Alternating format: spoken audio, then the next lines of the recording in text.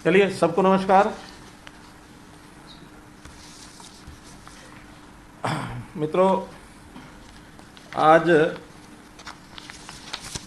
आपके साथ जुड़ने का अवसर फिर मैं ले पा रहा हूँ। कोशिश रहती है कि सप्ताह में कम से कम एक बार, नहीं तो 2 बार आपके साथ मिलना हो जाए। तो आज सबसे पहले तो जैसा हम जानते हैं कि हिंदी पत्रकारिता दिवस है, तो इस हिंदी पत्रकारिता दिवस के ऊपर आपको बहुत बहुत बधाई और शुभकामना देता हूँ, क्योंकि पत्रकारिता में हमको पता है कि इस देश की हिंदी पत्रकारिता साइज़ के हिसाब से मैं समझता हूँ सबसे बड़ी पत्रकारिता यही है। आप लोगों ने, चूँकि ये सारा कोरोना का जो कठिन परिस्थितियाँ हैं, इसके अंदर बहुत ही मेहनत से, बहुत फील्ड में घूम घूम कर भी और पूरे स्टाफ के साथ इन परिस्थितियों में काम कर रहे हैं। ये कुछ खतरे से खाली नहीं है। बहुत से पत्रकार पिछले दिनों में हमारे बीच से चले गए, हमको छोड़ के चले गए। मैं उनको अपनी ओर से श्रद्धांजलि भी देता हूँ और निवेदन करता हूँ कि सब लोग सुरक्षित रहें। सावधानी पहले, बाकी सब बाद में। जान है तो जहान है, इसलिए सावधानी कोरोना की, भले ही कोरोना की सेकंड वेव डाउनवर्ड ट्रेंड पर है, लेकिन फिर भी सावधानी से न चूकें। ये ऐसी बीमारी है, इसका कोई भरोसा नहीं कि कब ये घूम फिर करके वापस पहुंच जाए। मित्रों, कोविड के संबंध में जैसे ने बताया कि दूसरी लहर जो 12 मई के आसपास पीक पर थी, प्रदेश में लगभग 15,800 केसेस बीच में एक दिन आए थे। उस समय 1,16,000 एक्टिव केसेस हो गए थे और उसके बाद जैसे उस समय आशा बन भी गई थी कि अब धीरे धीरे डाउनवर्ड ट्रेंड होगा और अब ये नीचे आ चुकी है। प्रतिदिन 2,000 से भी नीचे केसेस, कल 1,800 कुछ केसेस ही आए हैं और कुल मिलाकर जो कोविड के एक्टिव केसेस हैं वो भी हमारे 3,000 समथिंग हैं। तो 3,000 समथिंग ही रह गए हैं और मैं समझता हूँ कि आने वाले एक सप्ताह में ये और डाउन जाए और कोरोना की इस बीमारी से किसी प्रकार से हम छुटकारा पा सकें, ये हमारी इच्छा है। फिर भी जैसा मैं वाक्य दोहराता हूँ हर बार कि hope for the best and be prepared for the worst. हम अच्छे की आशा करते हैं, लेकिन किसी भी बुरे वक्त के लिए भी हम तैयार रहते हैं। अब क्योंकि ये महामारी एक मैन मेड तो नहीं कह सकते, इसको एक नेचुरल कैलामिटी टाइप है, तो कोई भरोसा नहीं है कि कब ये दोबारा से यू टर्न ले ले। कुछ लोग थर्ड वेव की बात भी करते हैं, ना आए अच्छा। हम अपनी तैयारियां कर रहे हैं। अभी जो पोस्ट कोविड चैलेंजेस हैं उसमें ब्लैक फंगस नाम से जो बीमारी आई है, इसका भी चूँकि प्रकोप बढ़ चुका है अब काफ़ी, लगभग 750 केसेस कुल हरियाणा में आ चुके हैं। 58 केसेस में ठीक होकर के घर जा चुके हैं। 50 के लगभग बंधु हमें छोड़ करके जा चुके हैं और शेष 650 के आसपास वो आज भी अस्पतालों में उनका इलाज चल रहा है। जहाँ तक उसकी दवाई की बात है, दवाई की शॉर्टेज शुरू में काफ़ी थी, लेकिन हमें बाद में धीरे धीरे अभी तक 6,000 से ऊपर वायल्स मिल चुकी हैं, जिसमें से आज हमारे पास 1,200 वायल्स उपलब्ध हैं। अगले 2 दिन में 2,000 वायल्स और हमारे पास आने वाली हैं। निश्चित है, सुनिश्चित है, क्योंकि डेली जैसे सेंटर से मिलती है उसका कोटा जो मिलता है, हमारे पास 2,000 का कोटा है और एक 5,000 का ऑर्डर हमने प्लेस कर दिया है। और मैं समझता हूँ कि ये सारी वायल जिस प्रकार से आवश्यकता है उस हिसाब से हमें मिलती रहेंगी, क्योंकि ये दवाई ऐसी है कि प्रतिदिन देनी पड़ती है। कम से कम 2 इंजेक्शन, ज़्यादा से ज़्यादा 5 इंजेक्शन, और उसके वेट के हिसाब से, शरीर के वेट के हिसाब से इनकी डोज जो है वो तय होती है। किसी को 50 वायल्स लगती हैं, किसी को 100 भी लगती हैं। तो जितनी आवश्यकता है उसका एक सरकारी सिस्टम हमने बनाया है कि एक टीम डॉक्टर्स की है जिसके फिजिशियन हैं, पेशेंट को जो इलाज कर रहे हैं, वो एक फार्म भर करके उस टीम को भेजते हैं और टीम देख लेती है कि इनको कितनी वायल्स चाहिए, अब चाहिए या नहीं चाहिए, तो उस हिसाब से निर्णय करके और वहाँ से सैंक्शन होती हैं और सरकारी सिस्टम से ही हरियाणा में उनको सरकारी जो अस्पताल में उसमें फ्री लगाई जाती है, कोई पैसा उसका नहीं लिया जाता। लेकिन प्राइवेट में जो कोई इलाज कर रहा है उसके जो पैसे लगते हैं वो पैसे उसको देने पड़ते हैं। एक स्कीम कल जो है वो घोषणा की गई है, जिसको हमारे देश के प्रधानमंत्री जी ने भी उसकी घोषणा की और हमने भी यहाँ उसकी घोषणा की है, जिसमें मोटे रूप से जो सारे उसके प्रावधान हैं एक एक करके वो आपके सामने मैं रखता हूँ। पहले तो जो ऑर्फन्स हैं, ये मोटे रूप से उनकी स्कीम है जिनके दोनों माता पिता की डेथ हो गई अथवा दोनों में से जो कमाने वाले माता पिता में से थे उनकी डेथ हुई, अथवा जो उनके अभिभावक जिन्होंने गोद ले रखा था उस बच्चे को किसी कारण से पहले से मानो वो किसी कारण से भी उसका माता पिता का साया नहीं रहा, उनको गोद लिया या कोई भी कारण हो सकता है, तो गोद लेने वाले माता पिता उनका देहांत हो गया, ऐसे ऑर्फन्स को ये स्कीम लागू होगी।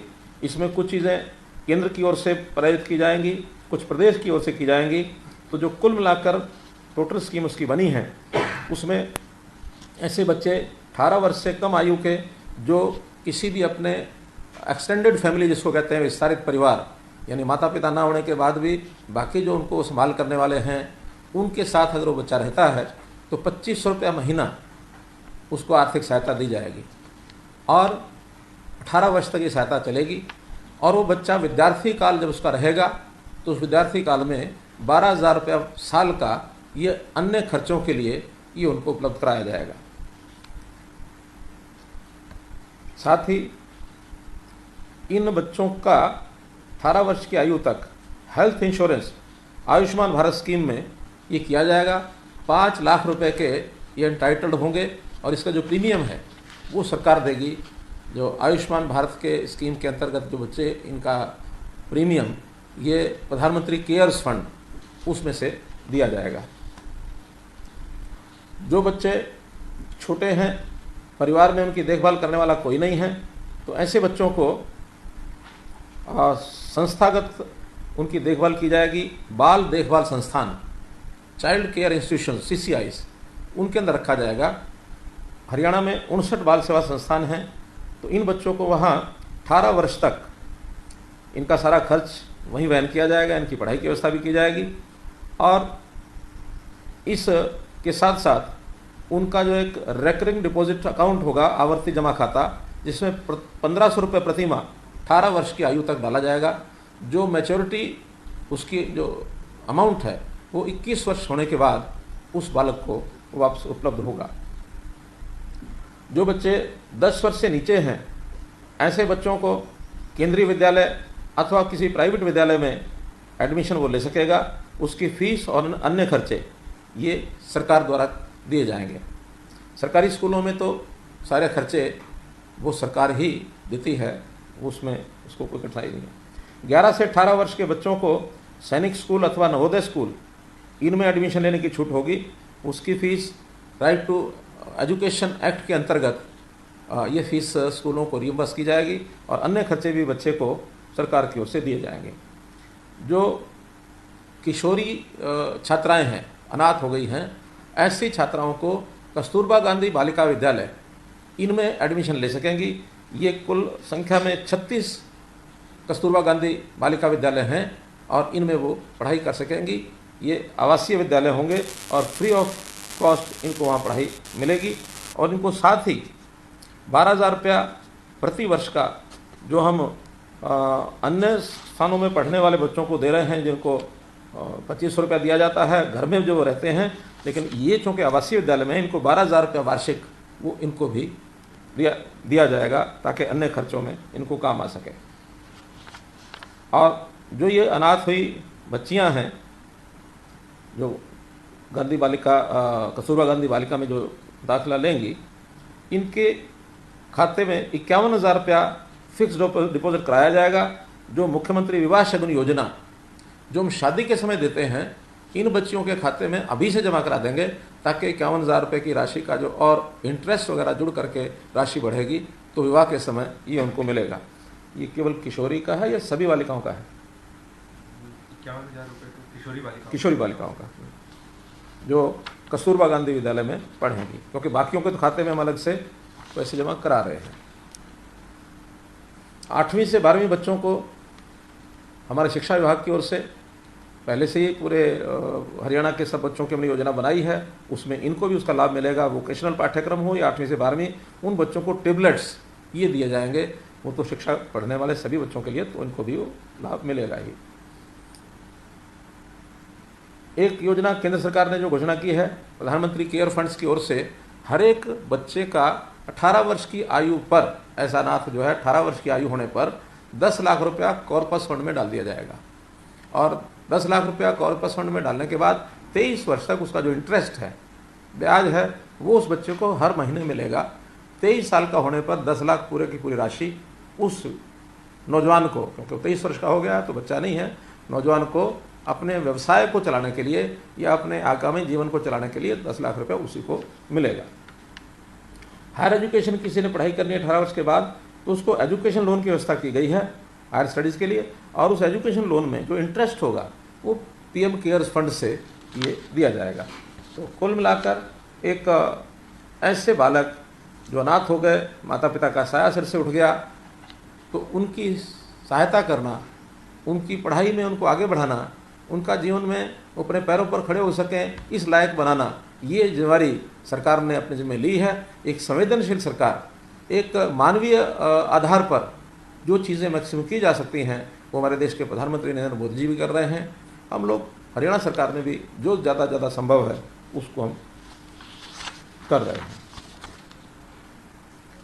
कुछ योजनाएं और हैं जिनकी घोषणा मुझे करनी है, और उसमें मुख्य रूप से 2 योजनाएं कृषि से जुड़ी हुई सिंचाई विभाग की योजनाएं हैं, जिसमें हमारा जो माइक्रो इरिगेशन काडा का डिपार्टमेंट है, इन्होंने उन योजनाओं को अपने हाथ में लिया है। और उसके लिए जैसा हम जानते हैं कि आज हरियाणा में 15,006 रजवाहे हैं, नहरों से आगे पानी की चेन सप्लाई करने के लिए, और उस सप्लाई के जो छोटे खाले रजवाए 15,000 की संख्या है। इसमें 3,512 कच्चे हैं, 11,494 पक्के हैं।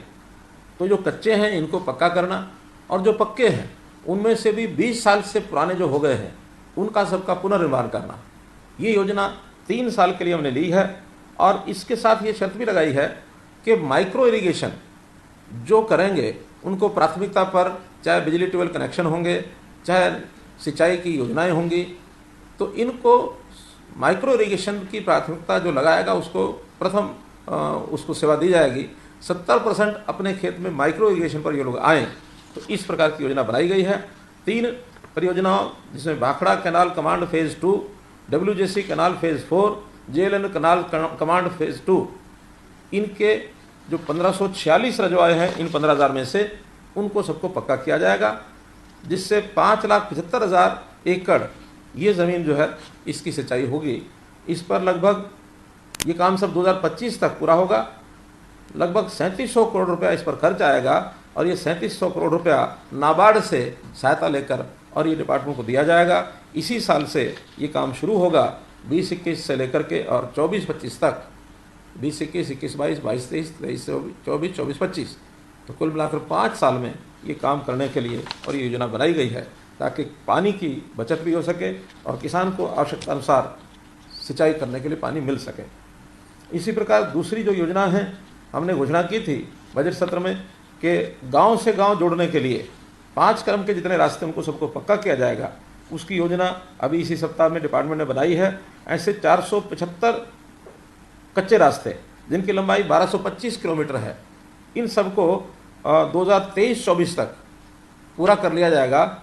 490 करोड़ रुपए की राशि खर्च होगी, और ये भी नाबार्ड से ही ली जाएगी। 2 योजनाएं स्थानीय निकाय विभाग ने ये बनाई हैं, उसमें एक बहुत ही महत्वपूर्ण योजना है, कई वर्षों से जो एक जिसको कहना चाहिए हमारे ऐसे लोग, शहरी लोग जो मकान अथवा दुकानें जिन्होंने बहुत पहले लीज पर ले ली थी, अब लीज के बाद कईयों को उसको बेचने की आवश्यकता थी, किसी ने लीज की चीज़ हालांकि बेची नहीं जा सकती, लेकिन लोगों ने बेच दी, कहीं कोर्ट के केसेस हो गए, कहीं कॉर्पोरेशन के साथ झगड़े हो गए।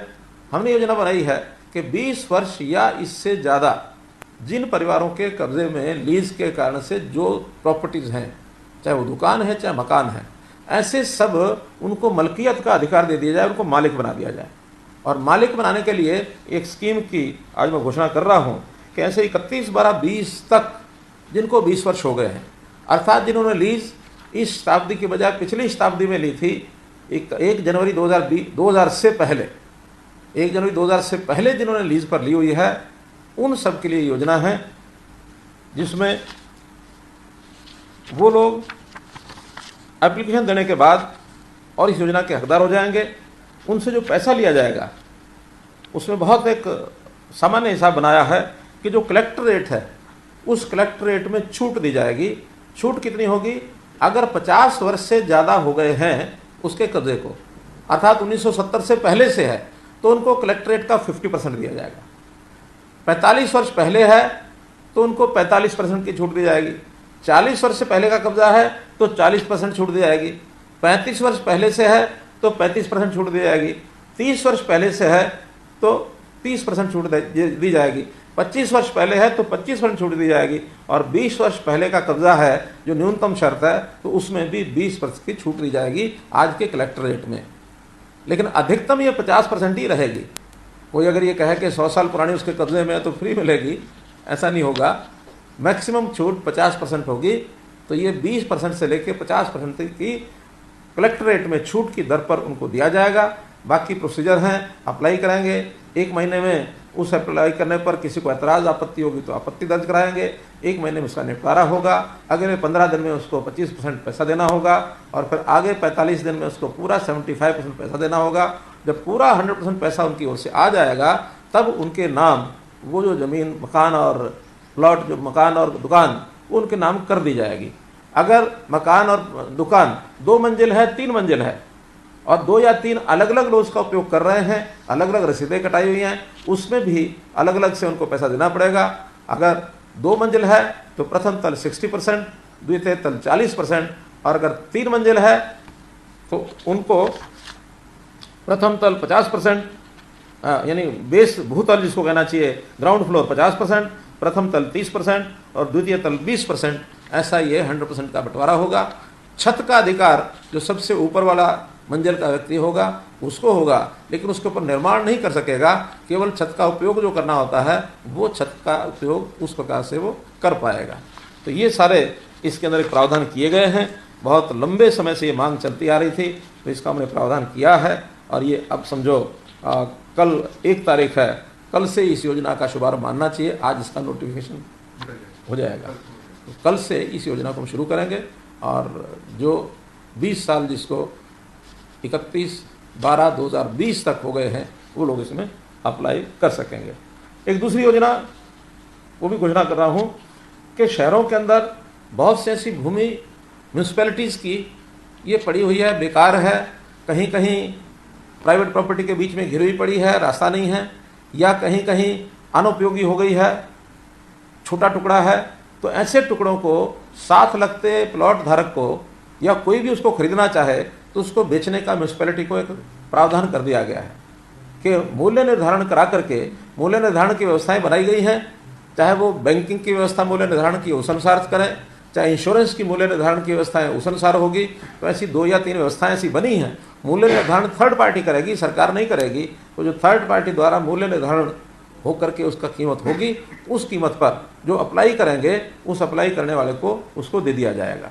तो पहले ये इस प्रकार का प्रावधान न होने के कारण से बहुत प्राइवेट लोगों को भी उसका कठिनाई थी और उनके बीच में कहीं उनके प्लॉट को 2 हिस्सों में बांटते थे। खास करके जो गांव शहरी क्षेत्र के अंदर विलीन हो गए हैं, उन गांव के राजस्व रास्ते जो होते थे, आज वो राजस्व रास्ते किसी के उपयोग के नहीं हैं, क्योंकि सड़कें डेवलपमेंट प्लान के हिसाब से अलग बन गई हैं और वो लोगों की ज़मीन के बीच के रास्ते हैं। लोगों को उसका उपयोग करना है अपनी ज़मीन का, वो बीच में अड़चन बनती है।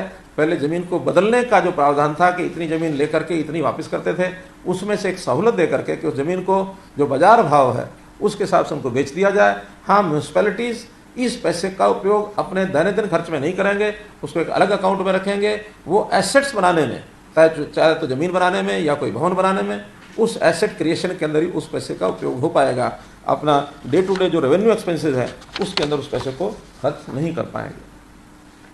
कुल मिलाकर ये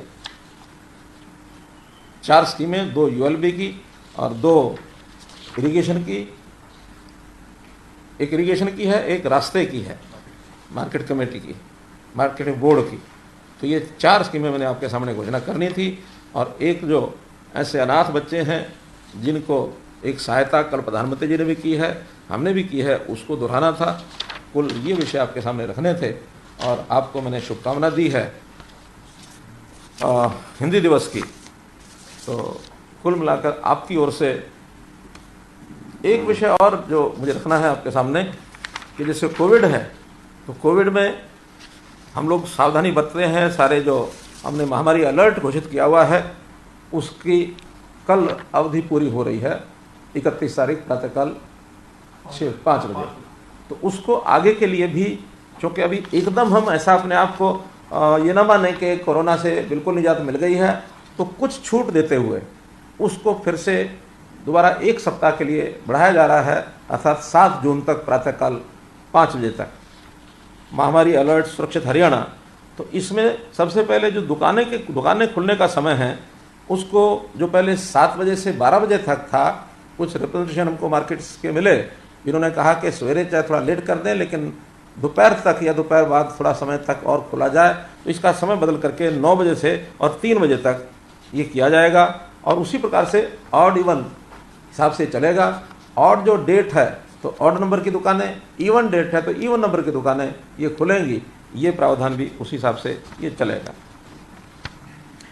आंगनवाड़ी क्रैच इनको जैसे पहले बंद हैं, इनको भी 30 जून तक बंद रखा जाएगा। कॉलेज और ITIs और जैसे स्कूल भी हमने बंद किए हैं, ये भी 15 जून तक सब बंद रहेंगे। मॉल जो बाज़ारों में हैं उनको खोलने का प्रावधान किया है कि कितना एरिया है उस मॉल का, उसके हिसाब से उसको हर घंटे उपस्थिति की छूट दी है। 25 स्क्वायर फुट पर एक व्यक्ति, यानी अगर 1000 स्क्वायर फुट का वो मॉल है तो उसमें 40 व्यक्ति एट ए टाइम अंदर रह सकते हैं। अगर 2000 का है तो 80 लोग रह सकते हैं। इसी हिसाब से जितना एरिया है उस एरिया का बता करके और अपना कोई ऐप बनाएंगे वो कि पहले से प्री अपॉइंटमेंट लेकर के लोग आएँ और उसी हिसाब से एंटर करें, और जो एंटर किए हैं वो बाहर आते हैं, तब जितने बाहर आते हैं उतने अंदर जा सकते हैं। 1 घंटे के लिए अंदर रहेंगे, 1 घंटे के बाद उनको बाहर आना और दूसरे घंटे वाले उनको अंदर भेजना। इसका रेगुलेशन ये मॉल्स के लोगों को बनाना होगा, बना करके और डिप्टी कमिश्नर से वो जो भी प्रावधान वहाँ DC करेंगे उस हिसाब से परमिशन लेकर के और उसको वो चला सकते हैं। लेकिन इसका समय भी सुबह 10 बजे से लेकर के और शाम के 6 बजे तक रहेगा, तो इस नाते से उसका उपयोग वो कर सकते हैं।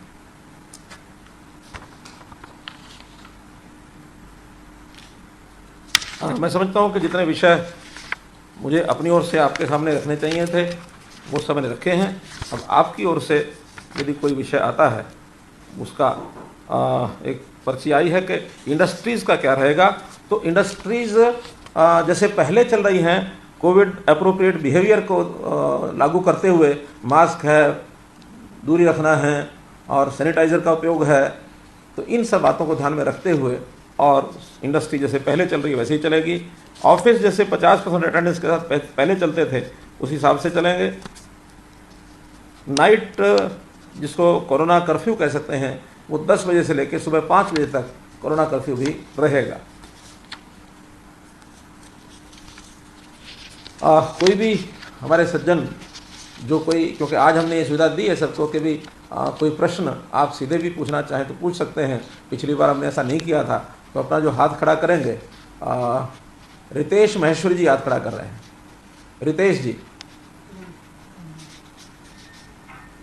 धन्यवाद मुख्यमंत्री जी। सबसे पहले आपको बहुत बहुत बधाइयाँ, शुभकामनाएं जो अपने बच्चों का ख्याल रखा है। एक सवाल इसमें एक मेरा और ये, जो मध्यम वर्ग परिवार है या मध्यम वर्ग के जो लोग हैं जिनका थोड़ा छोटा कारोबार था, 20 लाख 50 लाख 1 करोड़ का कारोबार था, उनके लिए सरकार क्या योजना है? क्योंकि इस महामारी में सबसे पीड़ित व्यक्ति वही हुए हैं, उनकी दुकानों के भी किराए देने हैं और स्टाफ की सैलरियाँ भी देनी है उनको। देखिए, पिछली बार हमने इस विषय को इस ढंग से सोचा था क्योंकि लॉकडाउन जो किया था उस लॉकडाउन की अवधि बहुत लंबी चली थी।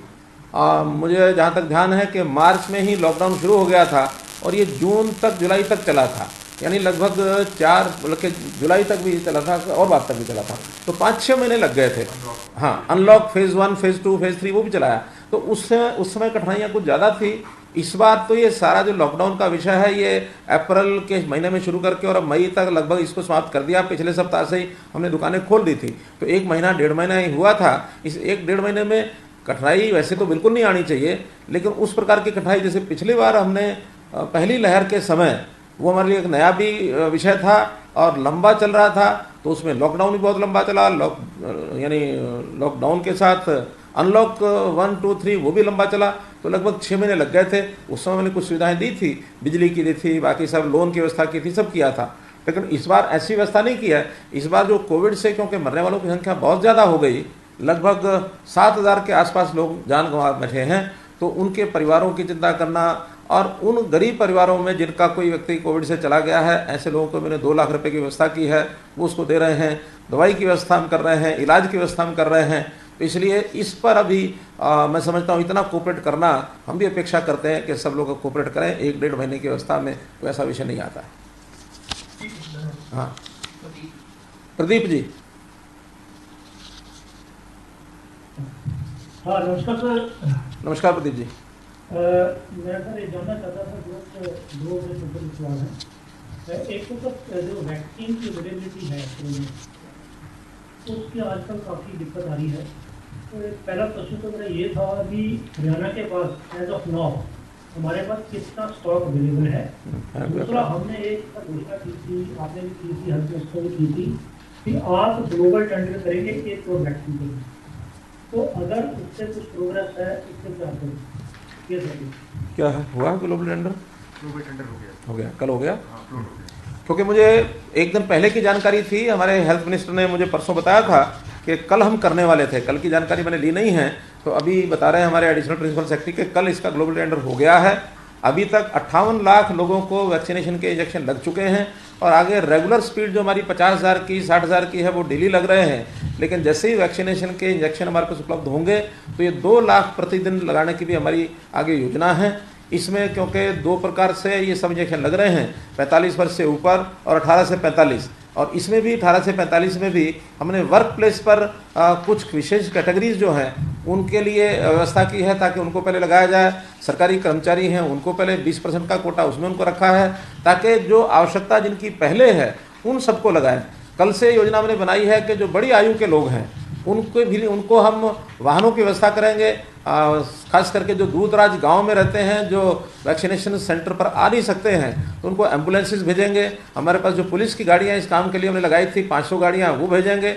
हमारी जो रोडवेज़ की बसें हैं 125, जिनको हमने एम्बुलेंस के रूप में उपयोग किया, अब उसका उपयोग उतना नहीं रहा है, उनको भेज करके और उन लोगों को वैक्सीनेशन सेंटर पर लाएंगे। और कुछ संस्थाएँ हैं उनको हमने कहा है कि उनको भी ऐसे जो दिव्यांग बंधु हैं या जो बड़ी आयु के हैं उनको ला करके और उनको ड्राइव इन जैसा एक प्रोग्राम उन्होंने चलाया था, ड्राइव वैक्सीनेशन। तो ड्राइव वैक्सीनेशन में माध्यम में गाड़ी में बैठे बैठे ही उनको इंजेक्शन लगाया जाए ताकि आधा घंटा उसमें आराम करें, बाद में उनको घर में छोड़ के आया जाए। ऐसी सुविधाएं जो लोगों की आवश्यकता है उनको हम दे रहे हैं। और जैसे वैक्सीन का हमारा इंजेक्शन का उपलब्धि बढ़ेगी, स्टॉक बढ़ेगा, तो इस संख्या को जो 50-55 हज़ार है इसको हम 2 लाख तक भी ले जाएंगे। हाँ, मनोज जी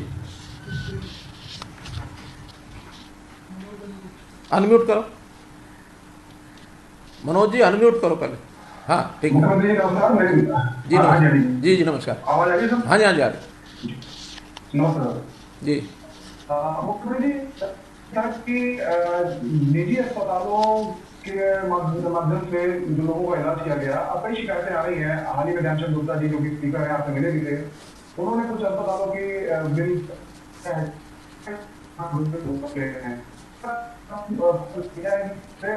प्रदेश में जो निजी अस्पताल हैं उसके दौरान जो इलाज किया, क्या उनके बिलों का कोई ऑडिट करवाने की, उनकी जांच करवाने का कोई फैसला कर चुके हैं या करने जा रहे हैं? देखिए मनोज जी, अभी मुझे भी मिले थे हमारे स्पीकर साहब, उन्होंने बताया था, हेल्थ मिनिस्टर साहब को मिल के वो आए थे। तो हमने ये तय किया है कि 3-3 लोगों की कमेटी जिला स्तर पर बनाई गई है और उसमें नए निर्देश दिए हैं कि उसमें सीए भी वो जोड़ लें। और पहले खेप में जिनकी शिकायतें आएंगी उस शिकायत के आधार के ऊपर ऐसे सब अस्पतालों को उस बिलों की जांच करके, और पहला काम है उन बिल्स में जो बढ़ी हुई राशि उन्होंने ली है उसको वापस कराएंगे। और अगर वापस करने में आनाकानी किसी ने की तो फिर उसके खिलाफ एक्शन वो एक्शन किसी भी सीमा तक जा सकता है। ऐसी शिकायतें सब कंप्लीट होने के बाद फिर एट रैंडम कुछ हॉस्पिटल में जाकर के ऑडिट भी करेंगे, ताकि उस ऑडिट के माध्यम से जानकारी मिल सकेगी कि किसने पैसे जो रेट्स तय हैं उसके हिसाब से लिए हैं, कि इन्होंने ज़्यादा लिए हैं। मेरी स्वयं 1-2 प्राइवेट हॉस्पिटल के लोगों से बातचीत हुई है, उन्होंने कहा हमने तो जो रेट्स तय किए थे वो लिए हैं, एक भी पैसा ज़्यादा नहीं लिया। ये हॉस्पिटल बड़ी संख्या में नहीं है, कुछ एक संख्या में ऐसे हैं जिनकी शिकायतें मिल रही हैं। एक शिकायत तो बहुत भयंकर मुझे मिली है और उसका हमने कह दिया उसकी चालान करने के लिए, फिर उसको कोई ना कोई एक्शन लेने के लिए। उन्होंने कोविड पेशेंट को एडमिट किया और 2 दिन बाद उसका टेस्ट लेके उसको नेगेटिव दिखा दिया। 2 दिन में रेट उसके ठीक लिए गए जब तक वो कोविड पॉजिटिव है, और पॉजिटिव होते हुए भी नेगेटिव दिखा करके फिर उसका इलाज कर दिया। अब उनको पता है कि ये कोविड के ऊपर ही लागू होते हैं, कोविड के अलावा लागू नहीं होते, तो पॉजिटिव को नेगेटिव दिखा करके इलाज करके उसका पैसा ज़्यादा ले लिया। तो इस प्रकार की समस्याएं भी लोग रास्ता निकालते हैं भ्रष्टाचार के नए नए। तो इन सब चीज़ों को हम ध्यान कर रहे हैं और एक एक चीज़ का नोटिस लेंगे। हाँ, जिनको शिकायत है उनको शिकायत के लिए आगे भी आना चाहिए। कई लोग शिकायत तो करते हैं लेकिन शिकायत के लिए एडमिनिस्ट्रेशन को लोगों को बताते नहीं हैं, ये भी उचित नहीं है। मैं अपील करता हूँ सब लोगों को कि अगर किसी ने जो रेट लिस्ट बनी है, घोषित है, सबको बता रखा है, अखबारों में आया, सब जगह आया, 8,000 से लेकर 18,000 रुपये तक रेट्स हैं, ऐसे 8 और 18 के बीच वो जैसी सुविधा उनको मिली है, जिस टाइप का हॉस्पिटल है, और इससे ज़्यादा किसी ने लिया है तो उनको आगे आकर के शिकायत करनी चाहिए। आगे जरा एक बार हाथ खड़ा कर देंगे। हाँ, सुरेंद्र धीमान, हाथ तो नहीं दिख रहा इनका है? नहीं, हाथ अब सामने आया हाथ। हाँ सुरेंद्र जी, है सुरेंद्र जी। ये सब 2 चीजें हैं, 2 दिन से आपके लगातार ध्यान भी आ रहे हैं कि थर्ड वेव हो सकता है या ना, लेकिन हमें कैरी किया है। तो थर्ड वेव की कैरी क्या किया है, ये थोड़ा सा आपकी तरफ से विस्तार से नहीं बता पाए, हम क्या करें। नंबर 2, एक बच्चे के बारे में बताया जाएगा कि बच्चों को भी ये बीमारी लग सकती है बहुत ज्यादा संख्या में, उसके लिए आपने क्या कैरी की, ये थोड़ा सा क्राइटेरिया हो जाएगी तो थोड़ा पता लग जाएगा। देखिए सुरेंद्र जी, ये सब संभावित चीज़ें हैं। तो संभावित चीज़ों में जो पहले वाली चीज़ें जो कमियां रही हैं तो उनको पूरा करना है, और उनको पूरा करने के बाद अब ये बच्चों वाली बात तो एक भविष्यवाणी कहें या कोई एक्सपर्ट है उनकी ओर से कोई उनको अनुमान है, उस नाते से कही गई है। कुल मिलाकर के तो जो कोरोना दोबारा से अगर आता है तो उसकी सामान्य जितनी तैयारियां हैं वो तो पूरी करनी है। जैसे इस बार ऑक्सीजन की सबसे बड़ी कमी आई, तो सबसे पहले तो ऑक्सीजन उपलब्ध रहे, उसमें सिलेंडर्स पूरे मिले, उसके जो ऑक्सीजन कंसंट्रेटर्स हैं उसकी संख्या हमने प्राप्त की है, उसके अंदर जो PSCs हैं ऑक्सीजन को निर्माण करने के लिए, ये हमने हर अस्पताल में लगाने की बात की है, और इसको PHC लेवल तक, CHC और PHC जिसमें पहले ऑक्सीजन उपलब्ध नहीं होती थी, अब हर जगह छोटे बड़े सिलेंडर वो उपलब्ध रहने चाहिए। यहाँ तक हमने जो आइसोलेशन सेंटर्स बनाए हैं, हमने कहा जिन गाँव के अंदर ये समस्या ज़्यादा है वहाँ भी सिलेंडर जो है लेकर के जाने चाहिए। तो ऐसा जितना भी इंस्ट्रूमेंट्स हैं, जितने इक्विपमेंट्स हैं, उनकी पूर्ति होनी चाहिए। वार्ड्स में बेड की संख्या ये कम नहीं होनी चाहिए, ये सारी हम सुनिश्चित कर रहे हैं। आज हमारे पास बेड्स की कोई कमी नहीं है, ऑक्सीजन बेड्स सब मिला करके 19,500 हैं, और इसके अतिरिक्त बाकी सामान्य बेड्स 45,000 हैं, और जो कोविड केयर सेंटर्स हैं उसमें भी लगभग 50,000 बेड्स अलग से हैं। तो 1 लाख से ऊपर बेड्स हमारे पास हैं, और इसके लिए संस्थाएं उनको भी हमने तैयार किया है कि अगर कहीं कोविड ऐसा बढ़ता है तो इसमें सब कामों को छोड़कर, सामान्य कामों को छोड़कर कोविड के लिए सब आगे आए। कोई भी काम जो उस समय जिम्मे लगेगा इसके लिए समाज तैयार है। तो यही हमारी तैयारियां हैं। उन तैयारियों में किसी को, जहाँ तक बच्चों के वार्ड की बात है, ये भी हमने डिपार्टमेंट को कह दिया है कि सब जगह बच्चों के बेड्स, बच्चों के वार्ड्स, उनके जो अलग से जो उनके लिए इक्विपमेंट्स, इंस्ट्रूमेंट्स हैं, उनको सबको भी प्रोक्योर करें, ताकि कोई ऐसी समस्या है तो उस समय कमी ना पड़े। डिपार्टमेंट तैयारी अपनी कर रहे हैं। क्योंकि हमने मई में लॉकडाउन लागू किया था, तो इस बार रेवेन्यू पर कितना असर पड़ पाया, अगर आपका कोई डाटा आया हो बैंक की तरफ से? इस बार जो मई में हमने क्योंकि लॉकडाउन लागू कर दिया था, थोड़ा हल्का था इस बार, पर रेवेन्यू के हिसाब से कुछ कम कर पाए? कम हुआ इस बार रेवेन्यू? कुछ चीज़ों में थोड़ा कम हुआ है, जैसे एक्साइज, क्योंकि शराब की दुकानें बंद हो गई तो एक्साइज का रेवेन्यू थोड़ा घटा है, बाकी चीज़ों का बहुत कम नहीं हुआ है। GST में जो बाजार के अंदर बिक्री कम हुई, थोड़ा GST, थोड़ा एक्साइज, इसके अलावा हमारा रजिस्ट्रेशन का कोई कम नहीं हुआ है, माइंस का कम नहीं हुआ है। ट्रांसपोर्ट तो जैसे पहले ही कम संख्या में चल रहा था, जो पिछले साल का चल रहा वही ट्रांसपोर्ट का अभी भी चल रहा है, लेकिन ट्रांसपोर्ट रजिस्ट्रेशन इसकी इनकम हमें अच्छी हुई है। तो इसलिए कोई इतना बड़ा, जैसे पिछली बार एकदम बहुत डिप हो गया था, ऐसा डिप इस बार नहीं है। जितना थोड़ी बहुत कमी पड़ी है उसको हम पूरा कर लेंगे। हाँ, तो इधर चंद्रशेखर जी। सीएम साहब नमस्कार। जी नमस्कार। हाँ सर, मेरा एक क्वेश्चन था सर, जैसे जो जर्नलिस्ट हैं जो जिनकी डेथ हो रही है उनके परिवारों के लिए कोई पेंशन योजना या कोई और, क्योंकि एक्रेडिटेड और नॉन एक्रेडिटेड दो क्राइटेरिया हैं, उनमें जिनकी डेथ हमने उसमें इंश्योरेंस की तो बनाई है ना। 5 लाख रुपए का है accredited। हाँ, तो ऐसा चंद्रशेखर जी, उसमें हमने, जैसे आपको ध्यान में होगा, पिछले साल जो घोषणाएं की थी उसमें दो बड़ी घोषणाएं थी। एक तो पेंशन की थी, वो लगातार हमारी चल रही है, और दूसरा जो एक्रेडिटेड जितने भी पत्रकार थे उनके लिए हमने 5 लाख रुपए की इंश्योरेंस की पॉलिसी बनाई हुई है। बल्कि इस बार दुर्भाग्य से जो लोग अपने बीच में से चले गए हैं उसमें 3 या 4 लोगों ने तो उस योजना के अंतर्गत 5 लाख रुपए की राशि का उनको लाभ मिला भी है। तो इसलिए इंश्योर्ड हैं जो एक्रेडिटेड पहले से ही। और नॉन एक्रेडिटेड के लिए सर कुछ विचार? चलिए, कोई पत्रकारों के परिवारों की मदद के लिए। सोचेंगे। वो तो कोविड में जो गए हैं उनको तो जैसे 2 लाख रुपए की योजना बनाई है सबके लिए, तो उसके अंदर वो शामिल होंगे ही। कोई और योजना होगी तो बताएं। 2 लाख रुपया तो सबको मिलेगा। ठीक है sir, thank you ji. Manveer Saini ji.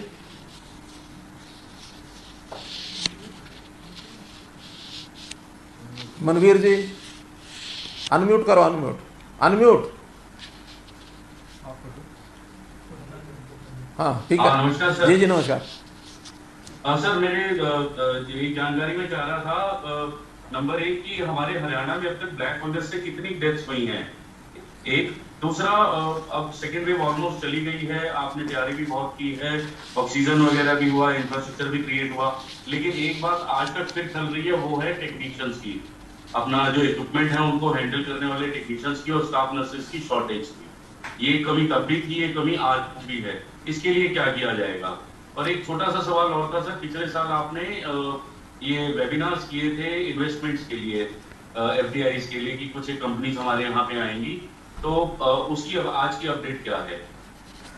Manveer जी, जहाँ तक स्टाफ की कमी का विषय है, हमने पिछले हफ्ते में डिपार्टमेंट को कहा है कि जो आवश्यक स्टाफ है कोविड के विषय को लेकर के, इनकी सबकी स्पेशल भर्ती, उसमें डॉक्टर्स हैं, नर्सिस हैं, टेक्नीशियंस हैं, तो ये डिपार्टमेंट योजना बना रहे हैं। इसको हम पहला काम तो ये है कि पब्लिक सर्विस कमीशन के प्रीव्यू से हमको बाहर निकालना होगा, फिर एक कमेटी नई बना करके, और उनको जो उनकी मेरिट है, जो उनकी क्वालिफिकेशन है, उस क्वालिफिकेशन के आधार पर विदाउट टेकिंग एनी एग्जाम, और उस मेरिट के ऊपर ही और वॉक इन इंटरव्यू करके, और जो उनमें योग्य व्यक्ति होंगे उनको हम लेंगे। ऐसा डिपार्टमेंट इसकी योजना बना रहा है। इसी प्रकार जो आपने वेबिनार इन्वेस्टमेंट के कहे हैं, देखिए हर चीज़ का अपना एक समय होता है, एक वातावरण होता है। अब जब से ये कोविड है, इंडिविजुअल बातचीत तो हमारी चल रही है, उसमें वेबिनार के माध्यम से कुछ जगह पर हमने बातचीत की भी है, और वो क्योंकि एक लंबा प्रोसेस होता है, तैयारियों में लोग लग जाते हैं, किसी को ज़मीन खरीदनी है, किसी को लाइसेंस लेना है, किसी को अपनी इन्वेस्टमेंट का इंतजाम करना है, तो जो इंटरेस्ट दिखाते हैं उनके साथ हम बात करते हैं। लेकिन कोई खुले इस प्रकार के कोई उनको वेबिनार सेमिनार बुला करके अभी थोड़ा सा जैसे वातावरण कोविड के इसमें से बाहर निकले, ये उसके बाद ही समय पर विचार करेंगे और आगे बढ़ाएंगे। क्योंकि अभी तो पिछले 2 महीने से हम ही जिस प्रकार के सारी सोच में थे, प्राथमिकता हमारी इस कोविड से बचाव करने की थी, बाकी चीज़ें और एक 15 दिन बाद, महीने बाद विचार करेंगे। सर, एक बात छोटी सी और थी, जिस तरह से कोविड के केसेस कम हुए हैं हरियाणा में, इस चीज का श्रेय आप किसको देंगे? आपके मेडिकल पैरामेडिकल स्टाफ को देंगे, या जो समय चला वो समय निकल गया? देखिए, अब मैं किसी एक को इसका श्रेय देता हूँ, क्रेडिट देता हूँ, तो मुझे लगता है दूसरों के साथ अन्याय हो जाएगा। इसलिए ये एक कोऑर्डिनेटेड एफर्ट है। इस एफर्ट में सब लोगों ने काम किया है। इसमें हमारे डॉक्टर्स ने, जो जिसको कोरोना वॉरियर्स हमने कहा, उनका तो अपना रोल है ही है, फ्रंट लाइनर्स का भी है, लोगों ने जिन्होंने सहयोग किया, जिन्होंने कोऑपरेट किया, उनको भी है, इवन जनता जिन्होंने एकता की भावना दिखाई और अपने आप को बचाव करने के लिए कोविड का जो ये बिहेवियर है, इस बिहेवियर का पालन किया है। तो वास्तव में तो ये एक ऐसी चीज़ है, किसी एक आदमी के करने से न उसको उपचार करने से वो रुक जाएगी ऐसा नहीं है, या किसी एक विभाग के उपचार करने से रुक जाएगी ऐसा नहीं है। ये सब लोगों को मिलकर के करना है, सब लोग लगे हैं इसमें। हमारे सारे डिपार्टमेंट में, चाहे वो पुलिस का डिपार्टमेंट है, चाहे वो अर्बन लोकल बॉडीज का है, ग्राम विकास का है, इसमें हमारे शिक्षा विभाग है। आखिर शिक्षा विभाग में भी बहुत बड़ा योगदान किया कि उन बच्चों ने कितना सेक्रीफाइस किया कि जो पढ़ाई में सीधे अपने इंस्टीट्यूशन में ना जा करके घर में बैठे हैं। कोई ठीक से पढ़ाई कर पा रहा है, कोई नहीं कर पा रहा है, व्यवस्थाएं भी हमने बहुत देने की कोशिश किया है, लेकिन पूरा एक स्ट्रक्चर बदलने के बाद, और ये एक बिहेवियरल चेंज होता है, तो इसमें बहुत लोगों का योगदान है। किसी एक को क्रेडिट देना मुझे उचित नहीं लगता।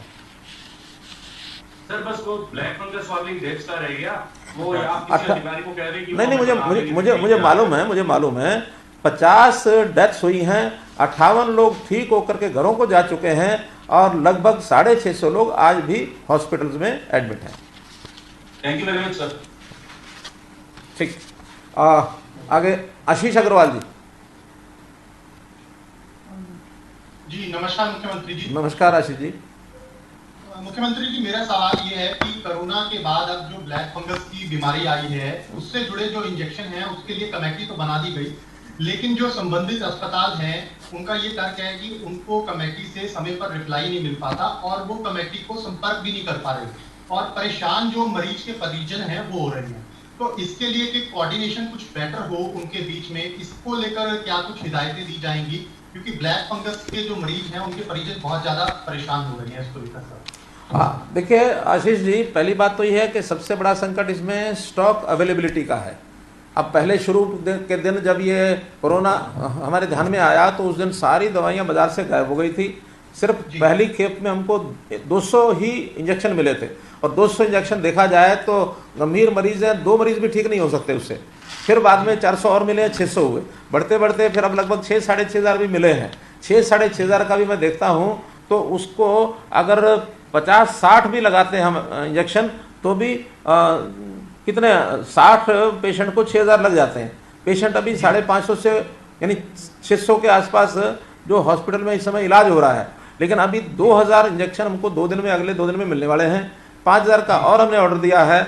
अब चूंकि 5 नई कंपनियों को भी केंद्र सरकार ने उनको लाइसेंस दे दिया है और जैसे ये प्रोडक्शन बढ़ेगा मैं समझता हूँ इसका जो रेप्लिकेशन होगा, उसका रिपीटेशन जो होगा वो प्रोडक्शन का बड़ी मात्रा में होगा और ये एक एक्सपेंशन के जो काम चल रहे हैं इसमें सरकार ने हर प्रकार की सुविधाएं दी हैं, केंद्र सरकार ने भी दी है।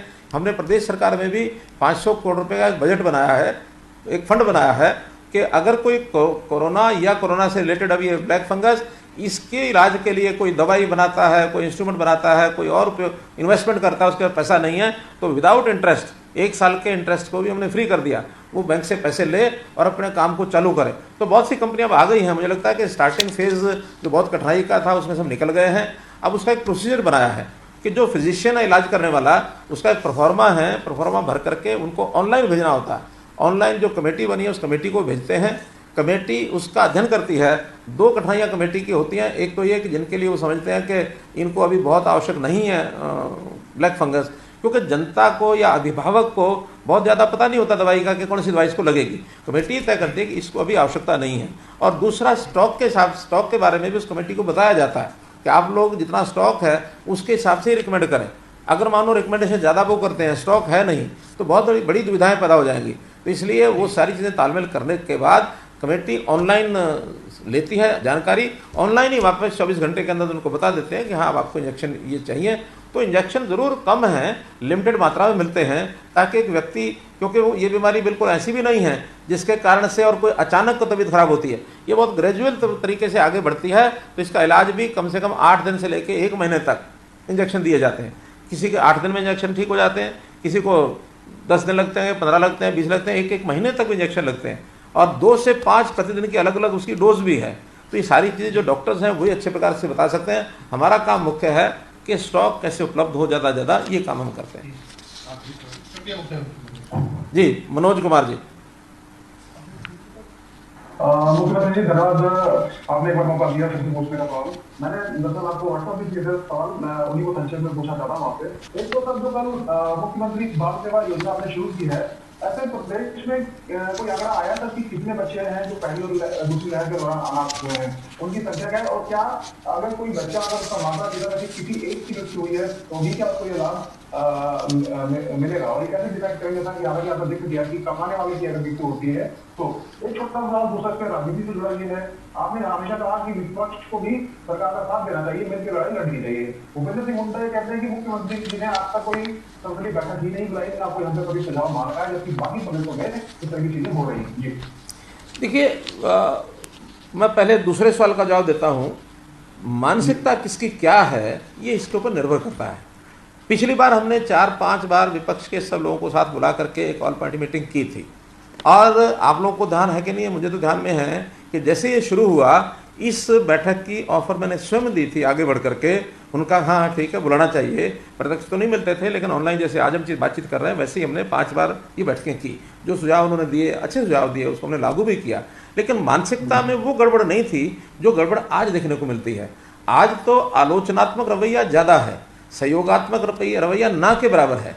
मैं कहता हूँ कि मुझे भूपेंद्र सिंह हुड्डा जी ने एक पत्र लिखा था, वो सारा पब्लिक हुआ है, मैं तो उस पत्र को पढ़ करके और उस पत्र का जवाब देने का भी मुझे लगा कि इसका जवाब ही नहीं देना चाहिए, मैंने उसको इग्नोर ही कर दिया।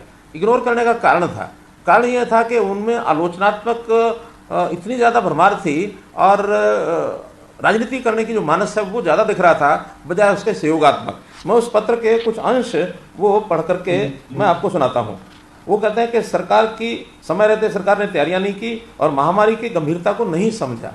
मैं कहता हूँ महामारी को नहीं समझा, अगर समझते नहीं तो इतना जल्दी हम उसको कंट्रोल नहीं कर पाते, काबू नहीं कर पाते। अगर नहीं समझा तो उन्होंने नहीं समझा।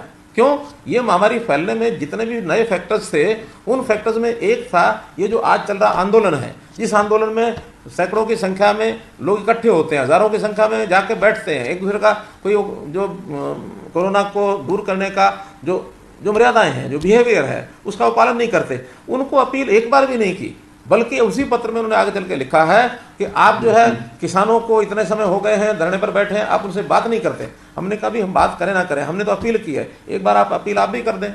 आप अपील करें कि ये किसानों का इस प्रकार के धरने ठीक नहीं है, क्योंकि पहले तो मानते नहीं थे, आज सब लोग मान चुके हैं कि जहाँ जहाँ किसानों के धरने देने वाले लोग जिन जिन गाँव से ज़्यादा गए हैं, उन गाँव में मृत्यु की दर जो पिछले साल मृत्यु हुई थी उससे 6 गुना, 7 गुना, 8 गुना, 10 गुना तक हुई है। और वो अगर कहेंगे कि हाँ कोरोना से नहीं हुई है, तो कोरोना से नहीं हुई तो और तो कोई महामारी इस समय है नहीं, हमारी तो कोरोना ही है। और कोरोना में हम टेस्ट नहीं कराएंगे तो कैसे पता लगेगा ये मृत्यु कोरोना से हुई है कि वैसे हुई है। नेचुरल डेथ का एक सिस्टम होता है, नेचुरल डेथ 1% से ज़्यादा पूरे साल में ये होती नहीं है। तो 1% से 2% लगा लो, ज़्यादा कभी हो भी जाए तो। लेकिन इस बार तो कितनी मृत्यु हुई है एक एक गांव में, यानी 1-1.5 महीने में ही 1% हो गई है। तो इसलिए और इसको लेकर शायद कोई आपने रिपोर्ट भी तैयार किया था, हमने इसको लेकर एक उसकी खबर भी की है, बहुत विस्तार से हमने बताया। हाँ बिल्कुल हमने। अब उसके बाद वो कहते हैं कि किसानों के आंदोलन के कारण से किसानों से कोविड-19 के प्रोटोकॉल और लॉकडाउन के अनुशासन की अपेक्षा नहीं की जा सकती। यानी इतना बड़ा आंदोलन का विषय हो गया कि कोविड से बड़ा खतरनाक है क्या? वो कोविड का खतरा ये सबसे ज्यादा है। और वो अपने पत्र में लिखते हैं कि किसानों से अपेक्षा ही मत करो, ये किसानों को कहो ही मत। यानी जिस चीज में फंडामेंटल उनके हमारी सोच में अंतर है तो उनको बैठक में बुला के करेंगे क्या? तो इसलिए वो केवल एक इन चीजों को लेकर के कि इस समय में सिवाय राजनीति करने के उनके पास और कोई विषय नहीं है। तो हम लोग चाहते हैं कि वो लोग तो पहली लाइन में लिखते हैं कि आपके पास नेतृत्व नहीं है, आपके पास सोच नहीं है, आप कुछ कर नहीं सकते हैं, सरकार उन जिम्मेवारियों का निर्वहन करने में विफल रही है। अगर वो मुझे बुलाने से पहले मुझे रहेंगे आप तो विफल हैं, तो फिर मुझे आपको बुला करके अपनी सफलता का कारण आपको तो नहीं बढ़ाना। सफल होना तो मुझे अपने आप ही होना है। मुझे आपसे ये सीख लेनी कि मैं सफल कैसे होऊंगा। आपसे ज़्यादा बढ़िया सरकार को हम चला रहे हैं, पिछली बार भी चलाई, आज भी चला रहे हैं। और मैं ये कहता हूं कि अगर इसी प्रकार से वो चलते रहे तो 2029 तक तो बिल्कुल सपना ही ना ले दोबारा आने का। 2029 तक तो यही सरकार चलेगी। आज लोग जले भुने बैठे हैं उनके कामों से, उनके व्यक्तित्व से, उनके भाषणों से कि किस प्रकार का यानी चाहे उनका केंद्रीय नेतृत्व हो कांग्रेस का, चाहे इनका प्रदेश नेतृत्व हो, जैसे देश विरोधी और प्रदेश विरोधी जितने भाषण कार्यकलाप करते हैं तो उसमें उनको अपने गिरबान में झांकना चाहिए कि हम क्या बोलते हैं। इसलिए अब वो जो कुछ लिखते हैं बाद में एक दूसरा पत्र उन्होंने जनता को लिखा, केवल इस मेरे पत्र की जो मुझे पत्र लिखा इसकी खींच मिटाने के लिए जनता को फिर एक सौम्य शब्दों में सौम्य भाषा में उन्होंने पत्र लिखा, वो भी हमने पढ़ा है। उसके लिए मैं उनको बधाई देता हूँ कि जनता से अपेक्षा भी की है। अपना उन्होंने वक्तव्य बताया कि हम भी सहयोग करना चाहते हैं, महामारी भयंकर है, इससे बचना चाहिए, दूर रहना चाहिए। ये बात वो किसानों को भी कह सकते हैं, क्योंकि किसान राजनीति का एक हिस्सा उनके लिए बने हुए हैं। यानी सारा किसान नहीं है, पूरे किसानों में हमने विश्लेषण कराया है, एक मुट्ठी भर लोग जो किसान नेता इस नाते से बने हुए हैं, केवल उनकी अगुवाई करते हैं और उस नाते से उनको भड़काते हैं। और वो एक मृग मृच्छका में बैठे हैं कि शायद हमारी गाड़ी इस आंदोलन को सपोर्ट करके पार हो जाएगी, ये भूल में बैठे हैं। इसलिए उनको ज़रूर इसका विचार करना चाहिए। और जहाँ तक पारदर्शिता की बात है, वो कहते हैं पारदर्शिता, जितनी पारदर्शिता हम बरत रहे हैं, आज जितने खुल करके मैं आपसे बात कर रहा हूँ, कभी उन्होंने खुल के बात की? कभी नहीं की। हम हर चीज़ पब्लिक को बताते हैं, पब्लिक से जानकारी लेते हैं और फील्ड में काम करते हैं। आज 8000 टीमें हमारी गांव-गांव जा करके और घर-घर में एक-एक व्यक्ति की जांच कर रहे हैं, और जांच करने के बाद 3000 लोग ऐसे जांच के माध्यम से हमने निकाले हैं जिनको कोविड है। अगर वो कोविड पॉजिटिव 3000 लोगों को ना निकाल पाती हमारी टीमें, तो 3000 कितने गुना लोगों को आगे कोविड फैलाते, वो बहुत फैलाते। तो इसलिए रूट लेवल पर काम करना, किस व्यक्ति का क्या कठिनाई है उसको दूर करना, और किसानों की कठिनाइयाँ भी हमको ध्यान में, किसानों के लिए कितने ही हमने काम किए हैं। किसानों के लिए हमने प्रोक्योरमेंट, शायद हर प्रदेश से ज़्यादा बढ़िया प्रोक्योरमेंट का विषय हरियाणा में आज है। प्रोक्योरमेंट की फसलें, बाकी प्रदेश आसपास के 2 फसलें, धान और गेहूँ, तीसरी चीज़ प्रोक्योर नहीं करते। हम 10 फसलें प्रोक्योर करते हैं।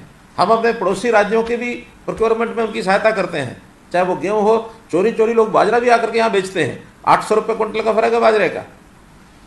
तो हम इतनी सारी चीज़ें प्रोक्योर करते हैं। किसान को सीधा पैसा अगर दिया है तो हमारे देने के बाद फिर पंजाब को मजबूरन वो देना पड़ा है। मंडी व्यवस्था हमारी सबसे बढ़िया है। हमने पेमेंट लेट होने पर, चाहे 1 दिन 2 दिन 3 दिन लेट हो, हमने लेट होने पर उनका इंटरेस्ट दिया है। लगभग 1 करोड़ रुपया इंटरेस्ट का गया किसानों को, जो आज तक कभी किसी ने दिया नहीं। कहने को भले ही कहा होगा, लेकिन एक दिन का इंटरेस्ट काउंट करके उनको दिया है। तो मेरे मित्र, हम लोगों ने जितना किया है उसके पासंग भी कहीं उतर नहीं सकते किसान। ये अपने हमारे कांग्रेस के बंधु, हमारे नेता, इसलिए ऑल पार्टी मीटिंग मुझे कोई दिक्कत नहीं है, लेकिन ऑल पार्टी मीटिंग में मानस इनका ठीक हो तब कोई हर्ज नहीं बुलाना, बुलाया जा सकता है।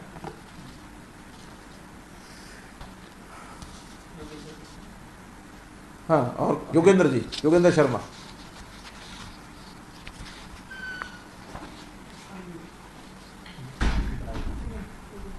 हेलो, नमस्कार जी नमस्कार। अनम्यूट करो योगेंद्र जी, अनम्यूट। जी। हाँ, मेरे 2 ही सवाल आपसे हैं। वैसे मैंने सुबह भी लिख के भेज दिए थे सवाल। जी। एक तो जैसे आपने अभी अपोजिशन की बात की है, दिल्ली के मुख्यमंत्री अरविंद केजरीवाल भी लगातार बहुत गंभीर किस्म के आरोप केंद्र पे और जो है बीजेपी शासित राज्यों पे लगा रहे हैं।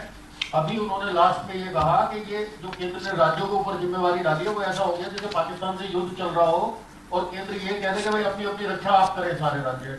पहला सवाल तो सर एक तो ये है मेरा। दूसरा एक बहुत बड़ा विवाद अभी हुआ है। नहीं, पहला सवाल, पहला की जो लड़ाई है, मैं क्या कर रहा हूँ उसमें बाबा रामदेव योगेंद्र जी, पहला सवाल पूरा करिए कि कौन सी बात को कह कर वो कह रहे क्या प्रदेशों पर जिम्मेवारी डाली है, कौन से विषय को लेकर कहा? वो जो राज्य को कहा है ना ग्लोबल टेंडर करने, कई चीजों के लिए जो केंद्र ने निर्देश दिया कि अपने हिसाब से वो डिसीजन ले लें। वैक्सीनेशन की शॉर्टेज और तमाम चीजों को लेकर उन्होंने सवाल उठा दिया कि भाई ये तो युद्ध की स्थिति है और हमारे ऊपर डाल दी। एक तो सर ये है। अच्छा, दूसरा मेरा ये था कि जो बाबा रामदेव वाला अभी विवाद हुआ है, आयुर्वेद और आईएमए का जो डिस्प्यूट चल रहा है, उस पर अभी आपने कुछ नहीं कहा, इस पे आप क्या कहेंगे? देखिए, पहला विषय जो केजरीवाल का स्वर है और हमेशा जो आलोचनात्मक स्वर मैं बताता हूँ, अगर इस महामारी में इकट्ठे होकर के चलने का स्वभाव हो तो एक अलग ही उसका प्रकार होता है। लेकिन जो राजनीति करने के प्रकार हैं, चाहे मैंने यहाँ हुड्डा जी की बात कही है और वही बात केजरीवाल के ऊपर लागू होती है कि आज महामारी अगर आई है, स्वास्थ्य का विभाग देखा जाए तो ये अपने आप में प्रदेश का विभाग होता है। चाहे स्वास्थ्य है, कितने विभाग ऐसे हैं जो प्रदेश के ही जिम्मे होते हैं। केंद्र तो एक महामारी के होने के नाते से उसमें सहयोग की भूमिका में आती है कि आपको कोई सहयोग की आवश्यकता हम करेंगे, और हम करेंगे तो उसके अंदर कोरोना के वैक्सीनेशन के टीके सारे आज तक तो केंद्र की ओर से आ रहे हैं, और केंद्र की ओर से आ रहे हैं तो उसमें अब जैसे दिल्ली की आबादी 2 करोड़ है, हमारी आबादी 2 करोड़ 90 लाख है, तो कुल मिलाकर के आज भी अगर रेशो से देखें तो दिल्ली के लोग 51 लाख वैक्सीनेशन के उनको मिल चुके हैं इंजेक्शन। अगर उनको 51 लाख 2 करोड़ के हिसाब से मिले हैं तो हमको ये 74-75 लाख मिल जाने चाहिए थे। हमारे यहाँ भी 58 लाख आए हैं। तो देखा जाए हरियाणा और दिल्ली तुलना कर लें तो दिल्ली को वैक्सीनेशन के टीके ज़्यादा मिले हैं, हरियाणा को कम मिले हैं। और अगर दूसरे प्रांतों का भी लगाएंगे, आप पर मिलियन अगर पॉपुलेशन का हिसाब लगाएंगे तो दिल्ली को इंजेक्शन सबसे ज़्यादा मिले हैं। फिर अगर वो कहेंगे इंजेक्शन नहीं मिल रहा है, इंजेक्शन नहीं मिल रहा है, और उठा करके जितना स्टॉक आएगा, अब जितना स्टॉक आएगा मिलेगा तो सारे देश को, अकेली दिल्ली को तो नहीं मिल सकता, और सारे देश को मिलेगा तो प्रो रेटा मिलेगा। और क्योंकि ये चीज़ ऐसी नहीं है कि हरियाणा यानी अपने देश के अंदर सब अपनी ही प्रोडक्शन है और हम बना रहे हैं और बनाने के बाद दे नहीं रहे हैं। बहुत चीज़ें इसमें रॉ मटेरियल है वो बाहर से आता है। अगर अपने देश में बनता भी है तो सारी चीज़ अपने आप नहीं बना सकते। दूसरे जो बाहर के इंजेक्शन है, स्पुतनिक इंजेक्शन है, उसका हमने यानी रजिस्ट्रेशन उसका किया है, और भी कंपनियां जो कर रही हैं। तो सभी प्रदेश बाहर से मंगाने का प्रयत्न कर रहे हैं, जिनको जल्दी चाहिए वो मंगा सकते हैं। केंद्र तो आज भी दे रहा है, जो आज देगा वो आगे भी लगेंगे। वो ड्रामा करने के लिए क्या किया, कल से मेरे वैक्सीनेशन सेंटर सारे बंद। क्यों बंद? क्योंकि मुझे टीके नहीं मिले हैं। हम कहते हैं टीके तो बाकी प्रदेशों में आपको ज़्यादा मिल रहे हैं, आप जैसे बाकी प्रदेश कर रहे हैं। आज हम भी 2 लाख एक ही दिन में लगा करके अपना स्टॉक खत्म कर सकते हैं। हमको पता है कि जितना स्टॉक मिल रहा है, हम 50,000 60,000 रोज़ करेंगे तो ये काम हमारा चलता रहेगा। तो ये सूझबूझ अरविंद केजरीवाल को रखनी चाहिए। वो सूझबूझ रखने के बजाय राजनीति करने का उसका मानस है, वो करता है। और विपक्ष के लोग अगर महामारी पर भी करते हैं तो भगवान भला करे उनका। इसलिए महामारी पर राजनीति किसी को नहीं करनी चाहिए, ऐसा मेरा उनको भी एक सलाह है। जहाँ तक आयुर्वेद की बात है, आयुर्वेदिक और एलोपैथिक, देखिए इसमें बहुत समय से, प्राचीन काल से आयुर्वेदिक हमारी स्वास्थ्य सेवाओं का केंद्र बिंदु रहा है। बाद में एलोपैथी ये आगे बढ़ी, इसके ऊपर काम हुए, रिसर्च हुई। एलोपैथी ने भी देश और दुनिया के अंदर अपना एक स्थान बनाया है। इसके बाद बहुत सी ऐसी फोर्सेज हैं जो इन सबका कम्बिनेशन करके कि भी एलोपैथी भी चलनी चाहिए, आयुर्वेद भी चलना चाहिए। दोनों के कम्बिनेशन के साथ चीज़ों को आगे बढ़ाना चाहिए। और ऐसे समन्वयवादी जो चिकित्सक हैं, चिकित्सा के जो विशेषज्ञ हैं, बहुत बड़ी संख्या में आगे आ गए हैं। लेकिन ये अच्छी बात नहीं है कि आयुर्वेद एलोपैथी को ना माने, एलोपैथी आयुर्वेद को ना माने। ये दोनों एक्सट्रीम हैं। मैं इन दोनों एक्सट्रीम में से किसी से भी सहमत नहीं हूँ। इनको सबको तालमेल बैठा के आगे बढ़ना चाहिए। हम कम से कम तालमेल बैठा के बढ़ रहे हैं, चाहे वो आयुर्वेद की दवाइयाँ हों, चाहे एलोपैथी की दवाइयाँ हों।